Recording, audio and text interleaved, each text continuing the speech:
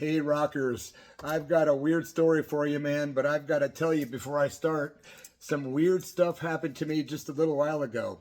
I was sitting there contemplating doing this video, and I'm like, man, it's kind of late. The person I live with is sleeping, and I'm pretty loud. And any room I went into, I realized she was going to hear me, so I thought, you know what? To hell with it. I'll go out to the garage to make a video tonight. So I tried to find a good spot, man, so I could, be respectful and not wake up anybody because I'm loud. Anyway, I walk over to the couch that's in the garage, take a seat, and I look over to my right, and there's a big spider web with a huge black widow spider about that big.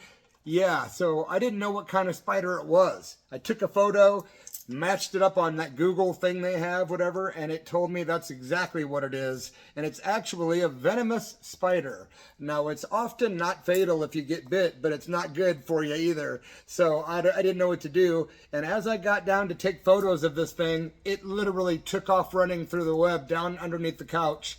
Well, my very well-lighted area on the couch was soon vacated, my friends.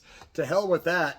So then I decided to get in the car, and that's where I'm at right now, the back seat of a car. Could you do me a favor before we start this little journey of a tale tonight?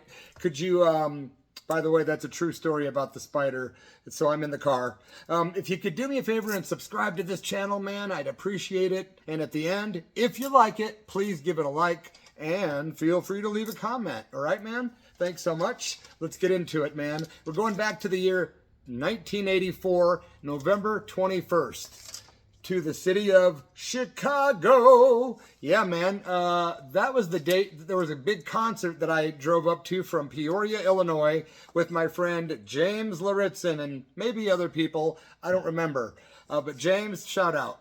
We drove up there because the band SLAYER was playing. Yeah, man, this was like early SLAYER days. Also on the bill, Chicago's very only E-Trope. Big fan, man. Big fan of E-Trope.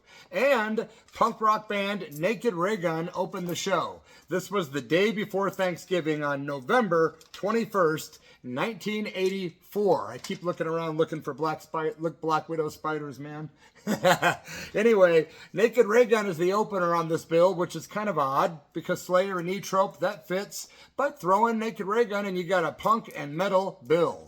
Well, I remember that night that singer Jeff Pizzotti came out and took a turkey. Yep, like a big, raw, uncooked turkey that might have weighed 20 pounds. I don't know. But he took that thing to a chainsaw, or should I say, he took a chainsaw to the turkey. And man, it was like, "Rrr," and turkey parts were getting thrown on the stage and in the audience. It was awesome. It was something that we talked about for a long time because, hey, we were driving from Peoria, Illinois. I'm just kidding, man. We weren't that freaking, what's the word? We weren't that like Mayberry and Peoria. I'm just joking, guys. But Naked Raygun, they performed, very high energy show. The crowd was completely packed. The night before Thanksgiving is traditionally a big party night. In Illinois, it always definitely was. And this show was no exception. Naked Raygun kicked some ass. It's a great Chicago band that started back in 1980. Lots of fans. And they had only released the Basement Screams EP at this point. It was a 12-inch EP that came out in 1983. Now, this was an all-ages show. I attended many shows at the Cabaret Metro. What a great, great bar, man, and venue. So many bands, man, so many bands. Well, after those guys performed, there was a lot of people trying to thrash and move around, but it was pretty packed. And there was chicken parts everywhere, and it was crazy, and we really enjoyed the opening act. But when they got done playing, we moved our way up closer because our good friends E-Trope were up next. Now, E-Trope and I had a little history because my friend Brian Watt and I used to go to Chicago quite often and get lost for weekends and get drunk and have fun and party. We ran across a band called E-Trope in a sweaty little bar one night on accident. We were just out partying and we heard a metal band or some kind of hard rock band playing in a bar, and it turned out to be E-Trope. We couldn't believe these guys. Guitarist Ken Black, extremely animated, very trippy, crazy little dude on guitar. No offense when I say little dude, I'm just saying my perception back then. Geez, I was like 16 years old, 17 tops. And yeah, man, it was a lot of fun watching that guy play. And then, of course, Willis, that was his nickname, the bass player of E-Trope, Calvin Humphrey. Wow.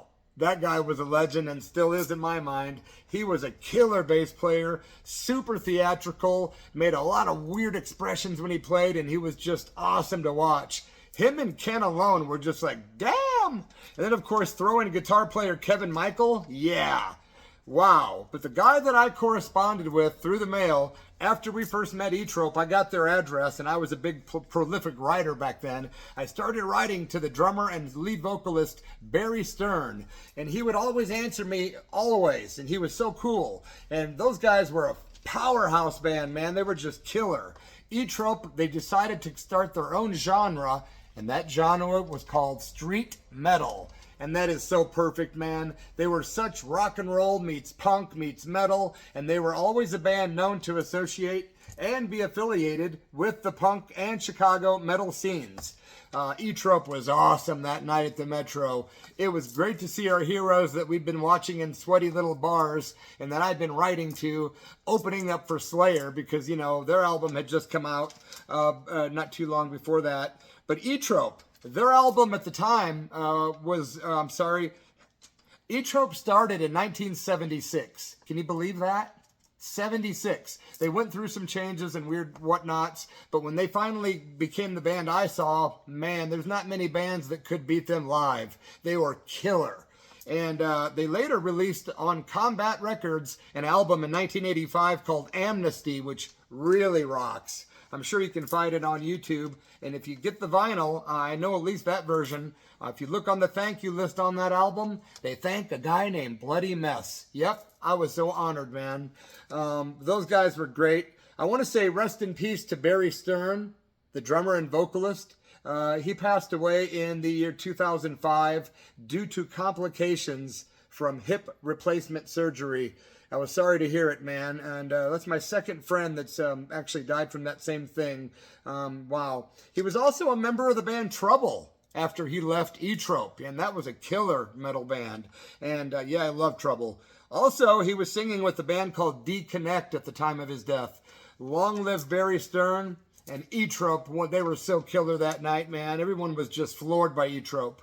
But the main act that night was a band out of California, Huntington Beach to be precise, a band that started in 1981, and a band called Slayer. By the way, please subscribe to this channel if you would, guys. Help me out, man.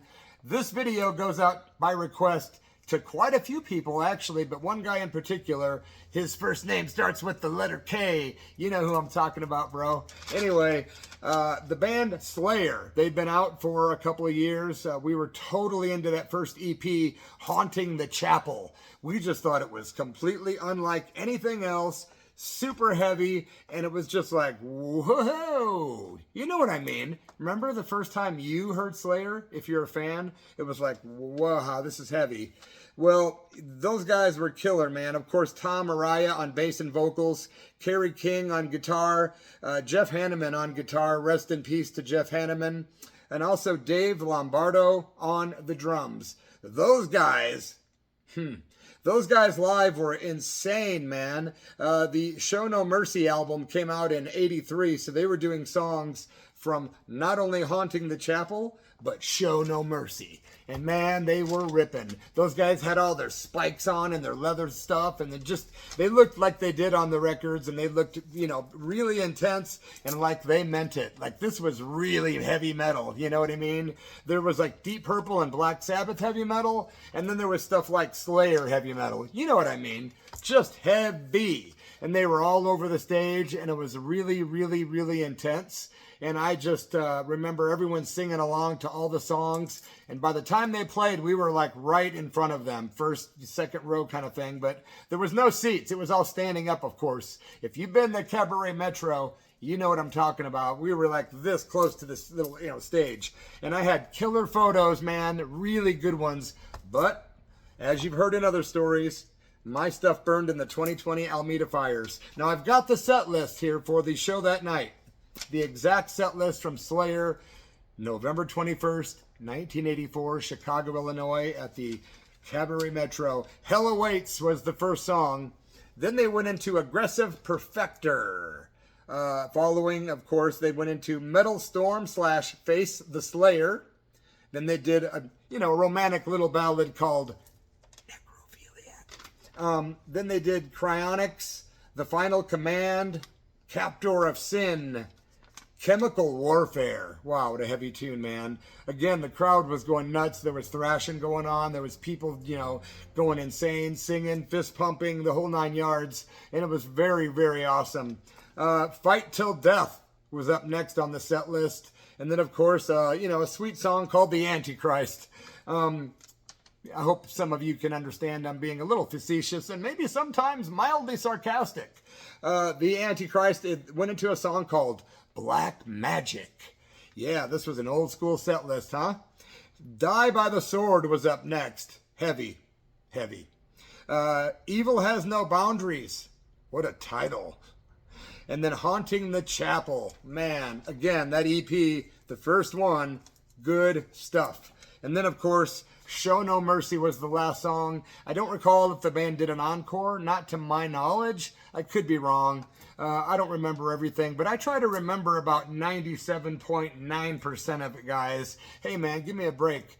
Memory is a weird thing. I appreciate you guys watching the vids, man, and I'm going to bring another one your way in the next day or two. And I've got a notebook with probably 949 other stories. So I tip my hat to all of you for subscribing, and for all the regulars, hey, thank you so much. Rock on and have a great one. It's super late here. I'm sitting in the car avoiding Black Widow spiders.